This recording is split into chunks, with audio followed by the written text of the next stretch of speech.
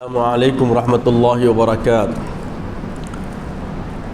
نحمدہ نصلی علی رسول الکریم، اما بعد فاعوذ باللہ من الشیطان الرجیم، بسم اللہ الرحمن الرحیم۔ ان عدۃ الشہور عند اللہ 12 شہرا، صدق اللہ العظیم وصدق رسولہ النبی الامین الکریم لمن الشاہدین والشاکرین۔ کل حمد و ثنا مالک حقیقی وحدہ لا شریک کے لیے سزاوار ہے، جو ساری خلقت کا پالنہار ہے، جس کے دست قدرت میں کل جہاں کی بادشاہت ہے، جو چاہتا ہے کر گزرتا ہے، اس کے اختیار کو کوئی روک نہیں سکتا۔ وہ قدیم ہے، بدو لباس سے ہے اور ہمیشہ ہمیشہ رہنے والا ہے۔ میں گواہی دیتا ہوں کہ نہیں ہے کوئی معبود برحق لائق عبادت سوائے اللہ جل مجدہ کے، اور میں یہ بھی گواہی دیتا ہوں کہ محمد عربی صلی اللہ تعالیٰ علیہ وآلہ وسلم اللہ کے بندے اور خاص رسول ہے۔ صلاۃ و سلام نازل ہو ہمارے آقا نامدار حضور تاجدار محمد عربی صلی اللہ علیہ وسلم پر، آپ کی آل پر، آپ کے اصحاب پر۔ بزرگان دین، برادران اسلام، ہم جس ماہ مبارک میں اللہ کی بارگاہ میں فرض کی ادائیگی کے لیے جمع ہو رہے ہیں، یہ محرم کا مہینہ ہے اور آج 8 محرم الحرام ہے۔ اور اللہ رب العزت فرماتے ہیں کہ اللہ کے پاس سال کے 12 مہینے ہیں، اور آگے تذکرہ فرماتے ہیں کہ روئے زمین پر رہنے والوں کے لیے حرمت کے 4 مہینے ہیں۔ اور یہ 4 مہینوں کا ذکر اس طرح آتا ہے کہ آخر کے 2 مہینے اور سال کا پہلا محرم کا مہینہ اور درمیان میں رجب کا مہینہ، یہ 4 مہینے حرمت والے ابتدائے نوع دنیا سے، جب سے دنیا وجود میں آئی تب سے اس میں احترام، اس کا اکرام اور اس میں خون ریزی والے عمل سے گریز کیا جاتا رہا، بچتے رہنے کا عمل رہا۔ تو یہ عمل اسلام کے آنے کے بعد بھی جاری رہا، اور اس میں کوئی تردد کی بات نہیں ہے کہ یہ ایام کو احترام و احترام کا خیال رکھنے کی طبع اسلام نے بھی اپنے ماننے والوں کو عطا فرمائی۔ مگر یہ جو حضرت سیدنا امام حسین رضی اللہ تعالیٰ عنہ کی شہادت کا جو المیہ ہوا ہے، اس کے بعد ایسے لوگ جو دنیا طلبی اور حب دنیا میں کھو کر اپنی عاقبت بگاڑ بیٹھتے ہیں، ایسے لوگوں کا وجود، ایسے باطل پرستوں کی دستگیری دنیا میں زیادہ ہو گئی، جس کی وجہ سے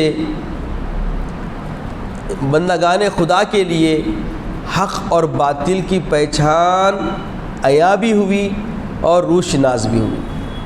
وہ اس طریقے سے کہ پہلے ایک بات سمجھ لیں، اللہ کے رسول صلی اللہ تعالیٰ علیہ وسلم کے فرمودات حق ہیں یا نہیں۔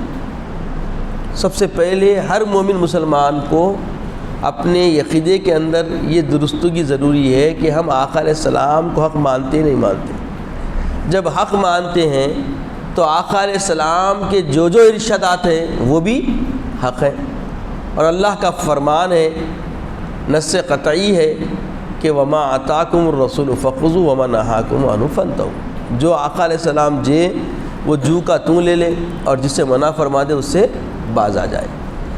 تو یہ جو حالات ہمارے سامنے تاریخ کے ذریعے آئے ہیں، ہم اس زمانے میں ہم آنکھ کھولے ہیں تو ہم جو دیکھ رہے ہیں، تو اس کے بارے میں میرے آقا سید عالم صلی اللہ علیہ وسلم نے پیشن گوئیاں فرما دی تھی، اور خاص کر نسبت امام حسین رضی اللہ تعالیٰ کے متعلق کہ آپ کو شہید کیا جائے گا۔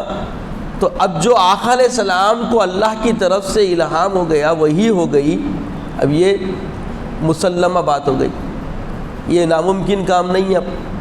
مگر جو طریقے سے ہوا ہے، جو مشیت ربانی اور قضاء الہی سے جو فیصلے ہوئے ہیں، اس میں امت مسلمہ کے لیے، قیامت تک آنے والی امت کے لیے ایک راہ ہموار ہو گئی کہ دیکھو جب تمہارے ساتھ کوئی معاملہ نبر آزمائی کا ہوتا ہے، اللہ تبارک و تعالیٰ اس میں خیر کیا رکھا ہے اور شر کیا رکھا ہے، یہ سمجھنے کی ضرورت ہے۔ تو خیر امام حسین کے ساتھ تھا اور شر آپ کے مد مقابل ملعون کے ساتھ تھا، اور اس کی لعنیت کا معاملہ یہ ہے کہ وہ یہ تک نہیں سوچا کہ جب حضرت سیدنا امام حسین رضی اللہ تعالیٰ عنہ نے واضح طور پہ فرما دیا کہ دیکھو میں نبی کا نواسہ ہوں، اللہ اکبر، بس کافی تھا یہ فکر کھلنے کے لیے، عہدے کھلنے کے لیے، اس کے اوپر چھائے ہوئے جو پردے پڑے ہوئے تھے وہ پردے اٹھنے کے لیے اتنا کافی تھا کہ آپ کا تخاطب کیا ہے، معاملہ کیا ہے۔ آپ کے خطاب کے اندر ایک جملہ یہ بھی ہے کہ میں نبی کا نواسہ ہوں، اور کیسے نواسے ہیں، کثرت احادیث موجود ہے، صحابہ اکرام رضوان اللہ علیہم اجمعین کی زندگیاں موجود ہے کہ وہ ان کے ساتھ کیسا اکرام والا معاملہ کرتے تھے، کیسا محبت والا معاملہ کرتے تھے، اور اللہ کے رسول صلی اللہ علیہ وسلم کے اقوال میں کیسے کیسے اقوال ہیں کہ میں ان سے محبت کرتا ہوں، جو ان سے محبت کرے اللہ سے، اللہ کے سے مخاطب ہو کے فرمائے تو بھی ان سے محبت کر۔ کیا بات ہے یہ جو اقوال نبی صلی اللہ علیہ وسلم کثرت سے ہمارے سامنے ہیں، اس کے بعد کسی طریقے سے کسی کا تحفظ کرنے کی کوشش کرنے والے بھی باطل پرست، اور کچھ زاویے نکال کے اس کی حمایت کرنے والے بھی گمراہ، اور حضرت امام حسین رضی اللہ تعالی عنہ کی فضیلت، اکرام اور آپ کے زندگی کے جو بھی معاملات ہیں یہ سب عیاں ہیں، پردہ پوش کچھ بھی نہیں ہے۔ آپ بیعت نہ کرنے سے یہ معاملہ ہوا، بس اتنی بات ہے، اور بیعت کیوں نہیں کرے یہ سمجھ لیے تو بہت ساری بات ہم کو سمجھ میں آتی کہ ہمیں بھی اپنی زندگی میں کیا کرنا چاہیے۔ آپ کی زندگی ایک قربانی رہنمائیت کے لیے ہے، آپ کی زندگی اسلام کے ماننے والوں کے لیے حمایت کے لیے ہے، اور ایک ایسی فکر دینے کے لیے ہے کہ قیامت تک خدا ترس بن کے جینے کے لیے آپ کو قربانی دیتی رہنی پڑے گی۔ سبق ہے اس کے اندر، بغیر قربانی دیے کہ آپ حق کی پاسبانی، حق پہ استقامت کرنے کا تصور نہیں کر سکتے۔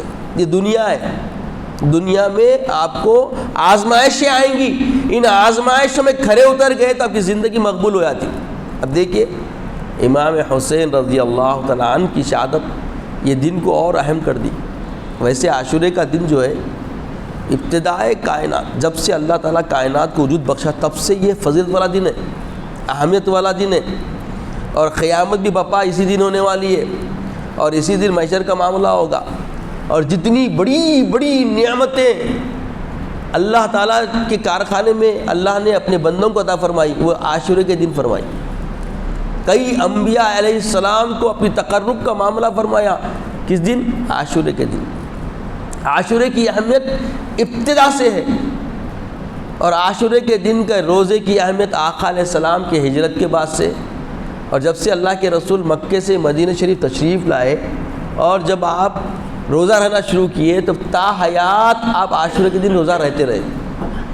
تو عزیزوں اور بزرگوں، یہ ایک تمہیدات کلمات تھے جس کے اندر سیدھا باتیں سمجھنے کے لیے میں نے آپ کے سامنے بیان کی کہ عاشورے کی اہمیت کو سمجھیں۔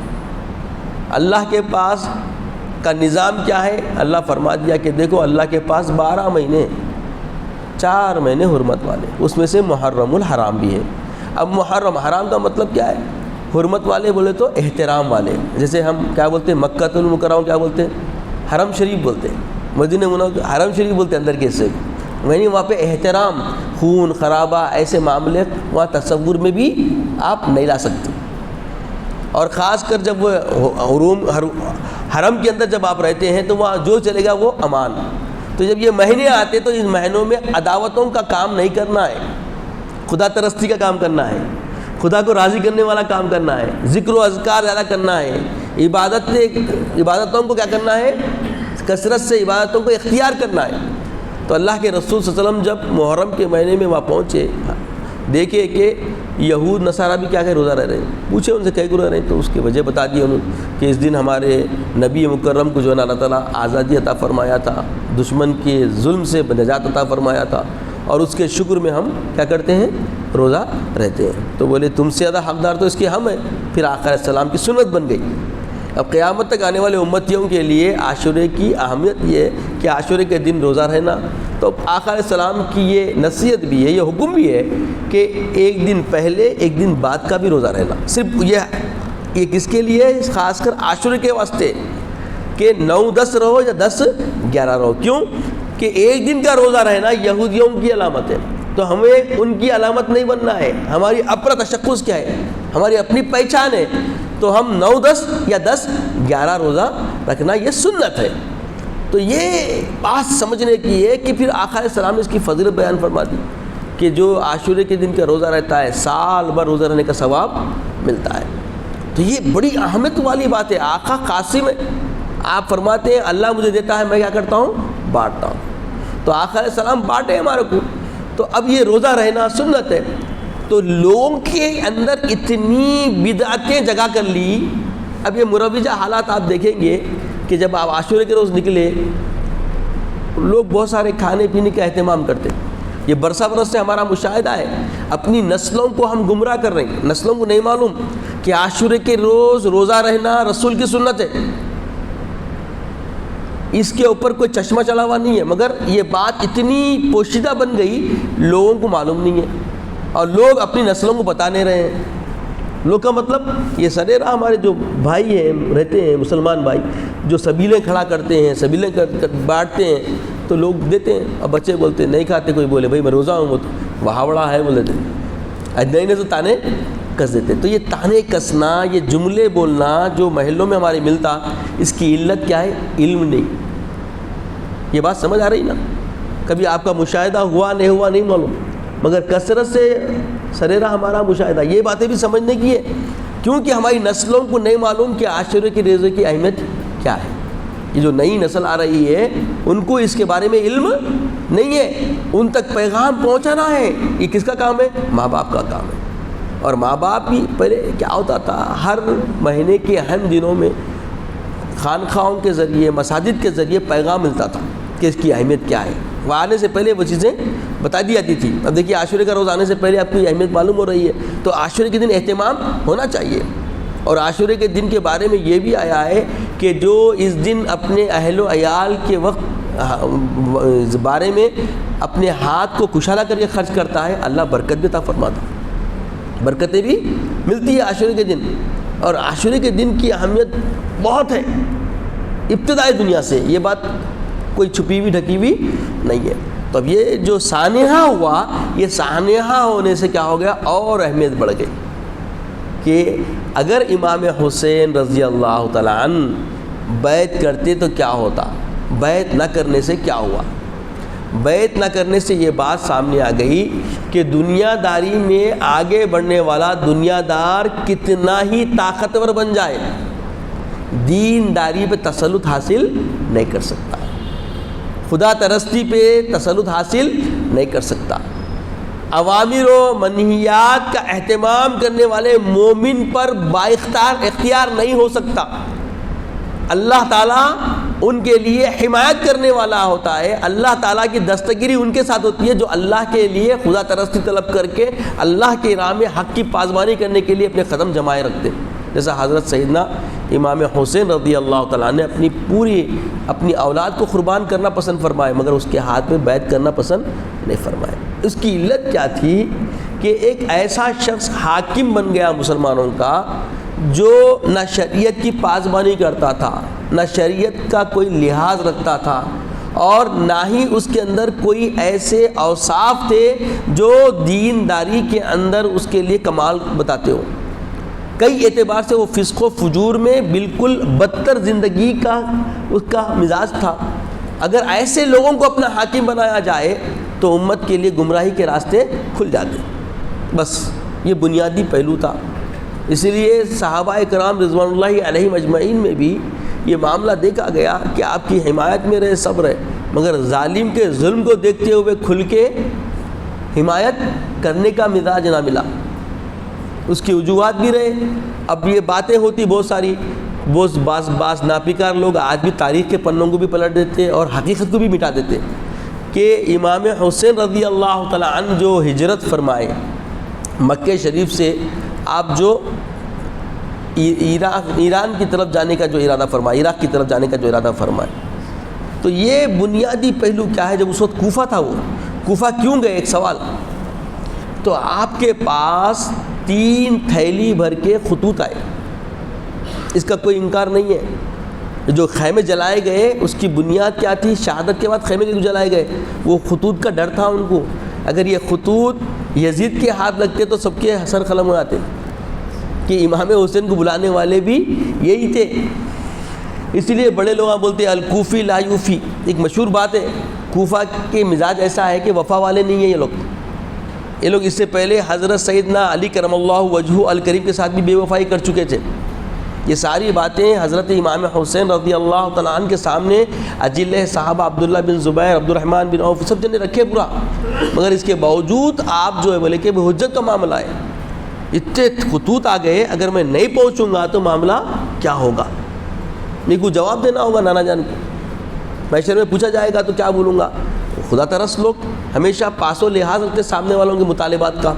بہرحال آپ مسلمین عقیل کو بھیجے، مسلمین عقیل گئے. اس کے بعد کیا ہوا سب کے سامنے یہ تاریخ گواہ ہے کہ آپ کے ساتھ پہلے تو اچھا سلوک کیا گیا، اہتمام کیا گیا، آپ کو بہت اچھے طریقے سے آپ کا استقبال کیا گیا، اور اچانک عبداللہ بن زیاد کا وہاں آنے سے پورے حالات بدل گئے. اور اس کا علم امام حسین رضی اللہ عنہ کو نہیں ہوا. جب پہنچ کے وہ وہاں کے حالات کو اپنے خاصیت کے ذریعے بھیج دیے، وہ اطلاع مل گئی. اب آپ جب سنے مطمئن ہوئے تو بولے بہتر ہے وہاں پہ امان ہے، چلے آنا بہتر ہے، وہاں کی عوام انتظار کر رہی ہے. آپ وہاں نکلے تو اس کو سفر کو لوگ کیا بولتے ہیں؟ عجیب عجیب نام دیتے. یہ حجت کے لیے آپ کا سفر تھا، نہ کہ آپ کی رضامندی کے لیے. پہلی بات تو رسول اللہ کے فرمودات ہیں ہمارے سامنے، وہ ہو نہیں تھا، ہے نا. حق کو ظاہر کرنا تھا، حق کیا ہے باطل کیا ہے، اس کی فرق، اس کی تفریق قیامت تک کے لیے امت کے لیے ایک مثال بن کے آپ کو ٹھہرنا تھا. آپ منتخب تھے اس کام کے لیے. یہ قدرت کے معاملے ہیں، اور قدرت کے بارے میں تو کوئی کچھ بول نہیں سکتا، مگر اس کے ساتھ قدرت کے معاملے بھی پورے حجت پوری کرتے ہیں. ایسا نہیں کہ قدرت ہے بول کے بھی وہ نہیں، مگر یہ قدرتی نظام ہے تو کیسا، کس چیز کا آئینہ دار ہے، کیا چیز کی ہم کو رہنمائی کر رہا ہے، یہ ہمیں سمجھنا ہے. اور وہاں سمجھایا یہ گیا کہ دیکھو باطل پرست کتنا بھی طاقتور ہو جائے، حق نہیں جھکتا، حق کے پاسبان نہیں جھکتے. ان کے اندر استقامت اللہ کیسی دیتا کہ آپ اپنا پورا گھر لٹا دیے. ہر دکھ میں خوش ہیں وہ جنہیں الفت خدا کی ہے، ہر دکھ میں خوش ہیں وہ جنہیں الفت خدا کی ہے، میرا نہیں ہے سر یہ امانت خدا کی ہے. تو جو یہ اتنے بڑے منزل پہ جب آتے ہیں کوئی کہ اپنی پوری زندگی کو اللہ کی امانت سمجھ کے اس کے امین بننا چاہتے ہیں، ان کے ساتھ نبر آزمائی، اس کے ساتھ امتحان بڑھ جاتا. تو یہ دن ہم کو ایک تو فضیلت والا دن ہے، اور پھر اس دن اتنی بڑی تعلیم کی فکر ملتی ہے کہ حق کے لیے ہمیں کیسا کمر بستہ رہنا ہے. یہ تلقین ملتی ہے امت مسلمہ کو. عاشورے کا دن ہر سال جب آتا ہے تو حق کے لیے ہم اپنے آپ کو تیار کرنا، اس کے بعد پھر سال تک آپ حق کے لیے اپنے آپ کو ڈٹنے اور حق کی بات کرنے، سچائی کے پیغام کو قبول کرنے اور اس کو عام کرنے کے لیے جد و جہد اور کوشش و کاوش میں لگ جانا. یہ پیغام ہے امام حسین کی زندگی کا. اور عقیدہ فکر ملتی ہے ہم کو، اور عقیدہ ہمارا بزرگوں سے جڑا ہوا. یاد رکھیے اہل سنت والجماعت کا عقیدہ کل کا پرسون کا ایسا نہیں جو بیچ میں کر لیے. جتنے یہود نصارہ جتنے بھی حملے کیے، مگر اللہ والوں نے عقیدہ اہل سنت کو بہت تحفظ بخشا ہے، بہت تحفظ بخشا ہے. عقائد کو بہت ہی جو ہے نا اچھے انداز میں ہم تک پہنچایا گیا ہے، اور پوری دیانتداری سے پہنچایا گیا ہے. یہ اتنی بڑی قربانیاں دے دے کر ہم تک دین پہنچائے. تو دین کی نفس کو سمجھے، دین کے مزاج کو سمجھے، دین کی طبیعت کو سمجھے. تو دین کی طبیعت کیا ہے؟ آپ کے ساتھ کیسا بھی نبر آزمائی ہو جائے، آپ کا ایمان اعلیٰ یہ ہے کہ آپ خدا ترس بن کے رہنا. جیسا کہ حدیث پاک آپ سن چکے ہیں احب للہ ابغض للہ اطاع للہ منع للہ فقد استکمل الایمان. کیا فرمایا میرے آقا کہ اللہ کے لیے محبت کرنا، اللہ کے لیے دعوت کرنا. تو امام حسین رضی اللہ تعالیٰ عنہ کی جو عداوت کا جو مزاج تھا، کس کے لیے تھا یہ؟ دیکھیے اگر یہ مکے مدینے میں اگر چاہتے تو سارے آپ کے حوارین تھے، کوئی آپ کے مخالف نہیں تھا، سارے صحابہ آپ کے ساتھ ٹھہرے ہوئے تھے. مگر آپ جو ہے سیاسی نظریے کے حامل نہیں تھے. یہ بات دو ٹوک انداز میں تاریخ کے پنوں سے بھی نکل کے آتی ہے، اور کثرت روایات جو روایات ہم کو ملتے ہیں صحابہ کے ذریعے اس میں ملتا ہے کہ کبھی آپ سیاسی مزاج نہیں رکھتے تھے. اگر رکھتے ہوتے تو حسن مجتبیٰ رضی اللہ تعالیٰ عنہ معاویہ رضی اللہ تعالیٰ عنہ کے جب سپرد کیے خلافت، تبھی آپ کچھ بولتے، تبھی آپ فرما دیتے. تو آپ کا اتفاق کرنا یہ بات کو ظاہر کرتا ہے کہ آپ ایسی کوئی فکر طلب اپنے اندر نہیں رکھتے تھے. دو ٹوک یہ شہزادے رسول اللہ ہیں، اللہ کے رسول کے شہزادے ہیں. آپ کا مقام و مرتبہ تو یہ ہے کہ سید الشباب الجنہ ہیں. آپ کا مقام مجرور کوئی نہیں کر سکتا، کیونکہ آپ کو منصب مقام اللہ تعالیٰ کی بندگی میں جو حاصل ہے وہ اللہ کا، اللہ کے رسول کا دیا ہوا ہے. کسی اور شخص کے بارے میں کوئی بھی کچھ بھی بول سکتا، اور بولنے کے لیے کچھ سوچ بھی سکتے، مگر یہ کوئی سوچنے والا پہلو نہیں ہے، کوئی تردد والا کوئی مقام و مرتبہ نہیں ہے. یہ مقام تو منصب تو اللہ کا اور اللہ کے رسول کا منتخب کیا ہوا ہے. اس میں آپ کے اندر تبدیلی نہیں آ سکتی. کوئی تبدیل کر بھی نہیں سکتا صبح قیامت تک. صبح قیامت تک کوئی تبدیلی کر بھی نہیں سکتا، نہ پہلے کر سکتا تھا نہ اب آگے کر سکتا. تو بات صاف تھی، بالکل چھٹے ہوئے بادل کی طرح، شفاف آسمان کی طرح یہ بات سب کے سامنے روشن رہی کہ امام عالی مقام حضرت سیدنا امام حسین رضی اللہ عنہ کا مرتبہ اعلیٰ و عرفہ رہا. آپ کے بارے میں کوئی کسی قسم کا تردد کوئی نہیں لا سکتا. اور جو مد مقابل تھے ان کے سارے حالات، اچھا ٹھیک ہے اتنے محنت کر کے ایسے حالات کر کے جو کچھ ظالمانہ انداز سے حاصل کر لیا، اس کے بعد اس کا کردار آتا. کردار کیسا رہا؟ جب اس حصے میں بہت جنے حمایتی لوگ بولتے ہیں اس میں اس کا کچھ بھی نہیں تھا، کیا بھی نہیں تھا، ٹھیک ہے سو مان لیں گے. پھر جب شام کو جب یہ وفد پہنچا سر مبارک لے کے، تو اس کا عمل کیا تھا؟ جو دو صحابہ کھڑے رہ کے اس کو جو پابند کیے، وارن کیے، وہ کیا تھا؟ یہ تو کوئی گھڑے سو نہیں ہے نا. دیکھیے تواریخ جب لکھتے نا تو تین قسم کے تواریخ لکھے جاتے، ایک تائیدی ہوتے، ایک مخالف ہوتے، اور ایک اعتدال ہوتے. مطلب حوارین بن کے تاریخ لکھتے ہیں، مخالف بن کے تاریخ لکھتے، اور ایک درمیانی، نہ ادھر جاتے نہ ادھر جاتے، بہت احتیاط کے ساتھ لکھتے. تو ہر قسم کی تاریخ اٹھا کے دیکھ لیجئے، ہر ایک میں یہ روایت نقل کی گئی ہے کہ اس نے چھڑی لگا کے لب مبارک سے کیا بولا. اللہ اکبر، اتنی بڑی گستاخی، اتنی بڑی گستاخی. تب یہ اس بات سے سمجھ میں آ رہا کہ اس کے لیے کہیں سے بھی نجات کا کوئی پروانہ ملنے والا نہیں ہے. اس کی حمایتیوں کے لیے بھی کسی سے بھی کوئی طرح سے کوئی رخ سے دستگیری ملنے والی نہیں ہے. کیوں کہ یہ تو ایسے لاڈلے رسول اللہ تھے جن کا احترام سارے اجلہ صحابہ کرتے آئے. خود معاویہ رضی اللہ تعالیٰ عنہ بھی ان کے اکرام میں کوئی کمی نہیں رکھے. اب جتنی باتیں لائی جاتی یہ یزید کی وجہ سے سب ان کے اجداد کو لوگ الگ الگ طریقے سے پیش کرتے، شیعہ لوگ الگ طریقے سے پیش کرتے، رافضی الگ طریقے سے پیش کرتے. مگر اہل سنت والجماعت کا جو مضبوط عقیدہ ہے، بڑا مضبوط عقیدہ ہے کہ صحابیت کا احترام کرنا بھی ہم پہ لازم و ملزوم ہے، اور وفائے اہل بیت اطہار ہمارا قرین ایمان ہے، قرین ایمان ہے. تو احب للہ کے لیے آپ امت کوفہ سے آپ نے محبت فرمائی، اور ابغض للہ کے لیے یہ ظالم، فاسق، فاجر، گمراہ، جہنمی حاکم کے ہاتھ پہ آپ نے بیعت کرنے سے اپنے آپ کو ہاتھ روک دیا. دیکھیے آپ کی زندگی کیسی ہے. یہ آپ نے جو بغض فرمایا، جو اپنے آپ کو روکے رکھا، یہ سب حق ہے، عین اللہ کے رسول کے تعلیمات کے مطابق ہے. یہ دنیا داری کی فکر میں آ کے لوگ اپنے اپنے طور پہ باتیں کرتے ہیں. تو تو ہم کو یہ عقیدہ دیا گیا کہ امام حسن مصطفیٰ جس سے بیعت کر لے ہم ان کے لیے احترام کے پہلو کو چھوڑیں گے نہیں، اور حضرت امام حسین رضی اللہ تعالیٰ عنہ جس کو اپنا دست مبارک نہیں دیے اس سے ہم دوستی نہیں کر سکتے، اس کے ساتھ ہم رحم دلی پیش نہیں کر سکتے. یہ عقیدہ اہل سنت ہے. اور فکر دی گئی کہ امام حسین کی ذات کے بارے میں ہمارا عقیدہ کیا ہونا، تو آپ حق کی پاسبانی ایسی فرمائے حضرت سیدنا خواجہ معین الدین چشتی رحمۃ اللہ تعالیٰ علیہ، جن کی وجہ سے آج ہندوستان میں اسلام کا پرچم لے لہا رہا ہے. آپ نے یہ عقیدہ دیا، فکر دی اہل سنت جماعت کو، شاہ است حسین بادشاہ است حسین، دی است حسین، دی پناہ است حسین، سردار ندا در دست یزید، حقا کے بنا لا الہ است حسین.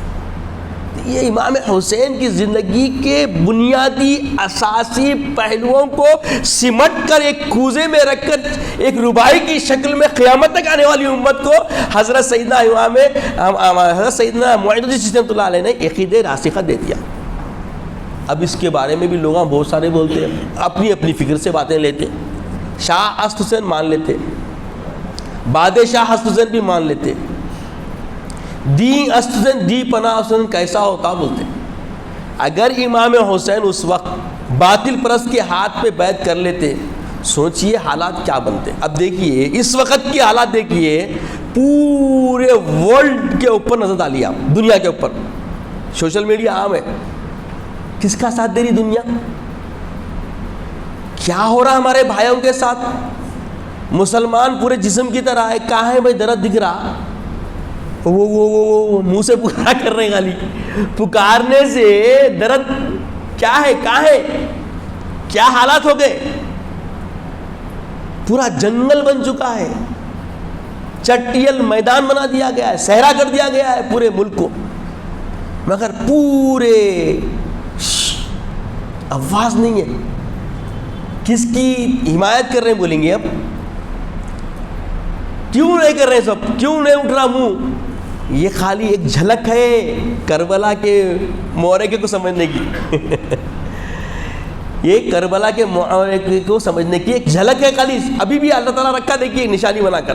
دیکھیے اس وقت کیا حالات، کیا وہ حق پر ہے سب؟ کیا وہ حق کا کام کر رہی؟ ان کی حمایت ہے کیا؟ پورے حمایت کر رہی. حمایت بھی کھل کے نہیں کر رہی، مخالفت کرنے کی جرت بھی ان کے اندر نہیں ہے. بات سمجھ پا رہے ہیں آپ؟ بس سمجھنے کی فکر ہے. یعنی عصر حاضر میں بھی وہ حالات جو گزرے ہیں آپ کے سامنے پیش ہو رہے ہیں، اور ویسے ظالم آج بھی زندہ ہے. ان سے نبر آزمائی چل رہی ہے، ٹکراؤ چل رہا ہے، چلتا رہے گا یہاں تک کہ قیامت بپا ہوگی. حق ہمیشہ روشن ہوگا. آپ دیکھیے امام حسین رضی اللہ تعالی عنہ کا نام آج بھی الحمدللہ زندہ جاوید ہے. اتنے برس گزر گئے مگر آج بھی تازگی اس کے اندر ہے. جب بات ہوتی ہے تو خود بخود ایک قسم کی کیفیت آتی ہے. حالانکہ غم کرنا اسلام میں حرام ہے، یہ ہم کو فکر راسخہ دی گئی ہے. حرام ہے، یقیناً حرام ہے. 3 دن سے زیادہ سوگ ہم نہیں مناتے، مگر یہ ایسا المیہ ہے کہ ایک ایمان کی حرارت رکھنے والوں کی حرارت پہ ایک نصب کی گئی، ایک ضرب لگائی گئی، ایک تکلیف پیدا کی گئی. اور اس تکلیف کی حرارت جب تک زندہ رہے گی حق کی پاسبانی ہوتی رہے گی. حق کے پاسباں زندہ رہیں گے اور حق کی پاسبانی آگے بڑھتی رہے گی. تو یہ مروجہ جو حالات ہمارے سامنے آ رہے ہیں، بہت ساری خرافتیں امام حسین کی محبت کے نام سے لوگ ڈال دیے. ایک صاحب کو بولے بھائی آپ ایک بہت بڑی شخصیت ہے، آپ ایسا کام مت کریے جو امت کو گمراہی کی طرف لے آتا. تو بولے ارے یہ کیسی بات ہے، وہ مالکنی کے نام سے بنا ہوا ہے، اس احترام میں جاتے. یہ کیسا احترام ہے بھائی؟ اسلام میں حرام والی چیز ہے، حرمت والی چیز ہے، گمراہی کی چیز ہے، اس کے اندر آپ کا داخلہ یا ان سے ملنا یا ان سے آمیزش کرنا امت کو گمراہ کرنا ہے. جبکہ آپ ایسی وجاہت رکھتے ہو کہ امت کے لیے رہبری اور رہنمانا آپ کا مقام ہو، تو آپ اور محتاط رہنا. جیسا امام حسین علیہ السلام محتاط رہے، اپنے گھر کے کنبے کو قربان کر دیے، 72 کے 72 اللہ کی راہ میں شہید کر دیے، مگر شہادت کو قبول فرما لیے، مگر باطل کو اٹھنے نہیں دیے. قیامت تک باطل پرستی رکھنے والے کی باطل پرستی کو کھول کے رکھ دیا. یہ شعار ہے امام حسین کے حال کا، امام حسین کے متبعین کا، امام حسین علیہ السلام کے محبین کا یہ کردار ہے. اس میں تردد والی بات نہیں ہو سکتی. اب یہ بہت سارے نکل گئے ہیں، بہت سارے چیزیں ہیں. اب دیکھیے پورا محرم تواریخ الگ الگ تواریخ سے نکلتے، تو علماء سے ہم پوچھیں بھئی کیا ہے سب یہ؟ جب پوچھے تو بعض باتیں بول بھی دیتے ہیں، تو بولے ان کے اوپر شیطان وارد ہوتے ہیں. کیا ہوتے ہیں ان کے اوپر؟ شیطان وارد ہوتے ہیں. امام حسین آنکھ پہ نہیں آتے، مالک نہیں آنکھ پہ نہیں آتے. یہ سب باتیں جو ہے نا، نعوذ باللہ، خدا ترس بزرگوں کے نام کو شیطانوں سے ٹیلی کرنا ہے. شیطان کو اللہ اجازت دیا اس بات کی کہ وہ تمہارے خون کے ساتھ دوڑتا، یجری ہے نا من الدم، تمہارے خون کے ساتھ دوڑتا. تو وہ شیطانیت رہتی جو. اب شیطان کا معاملہ کیا ہے؟ اب یہاں جتنے بیٹھے ہوئے سب انسانوں کے ساتھ ایک شیطان بھی ہے، ہر ایک کے ساتھ پیدا ہوتا نا، انہیں کانٹیکٹ کرتا. اب کانٹیکٹ کرتے تھا بولتے آتے، کانٹیکٹ کرتے بولتے آتے. یہ کام بہت بڑا نہیں ہے، لوگ نہیں جانتے. اب دیکھیے ہمارا وقت ساتھ چھوڑ دیا، عقیدے کی باتیں ہیں، 2-3 بول دیتا ہوں، اس سے سمجھ لیں. رسول سے کوئی ایسا معاملہ ہو جائے جو عام انسان نہیں کر سکتا، وہ ہے معجزہ. کیا؟ رسول سے ایسا کام ہو جائے جو عام انسان نہ کر سکتا ہو، عام انسان کے بس میں نہ ہو، وہ کیا ہے؟ معجزہ. اور یہی کام ایمان والے سے ہو جائے، ایمان والے سے ہو جائے تو کرامت. کیا بولے اس کو؟ کرامت. اور اگر کوئی فاسق، فاجر یا کافر دین کا پاس و لحاظ رکھنے والا نہیں ہے، باطل پرست ہے، اور باطل پرستی رکھنے والا، باطل پرست مشرک اگر کوئی کام کر دے تو اس کو بولتے استدراج. کیا بولتے اس کو؟ استدراج. تو یہ استدراج والا معاملہ ہے. جا کے ڈٹی چڑھاتے، پوچھتے، بولتے تو انہیں کیا بول دیتا اٹھا کے، تو بولتے دیکھو کیا بول رہے، پھر منتیں مانگے جاتی. یاد رکھیے اللہ کے علاوہ آپ کسی سے ایسا نظریہ نہیں رکھ سکتے، اور یہ فکر آقا علیہ السلام نے نہیں دیا. اور رہی بات اللہ والوں سے حمایت حاصل کر سکتے، آپ استعانت طلب کر سکتے، آپ ان کے ذریعے معاونت حاصل کر سکتے، آپ یہ بھی آپ کو عقیدے میں ملتا. مگر یہ جا کے جو دین کا اثاثہ نہیں ہے، دین کا کوئی حصہ نہیں ہے، اور بددینی کے معاملے میں جا کے اس سے وہاں سے دینداری کا تصور لانا، یہ گمراہی ہے. کیا ہے بولیے؟ گمراہی ہے. تو بس چیدہ ہمارے بنیادی عاشورے کے روز کے متعلق جو ہمارے درمیان میں بہت ساری خرافتیں ہیں، ان خرافتوں کے خاتمے کے لیے میں نے نظریاتی باتیں رکھی ہے. اللہ تعالیٰ سے دعا ہے کہ یا الہ العالمین ہمیں فکر و فہم عطا فرما. مولا ہمارے عقیدے راسخہ کو مضبوط فرما. مولا ہمیں ایمان کی، اسلام کی زندگی عطا فرما. مولا ایمان کی، اسلام کی زندگی عطا فرما. عزت کی، اسلام کی زندگی عطا فرما. خاتمہ بالخیر فرما. وقت نزا کلمہ طیبہ عطا فرما.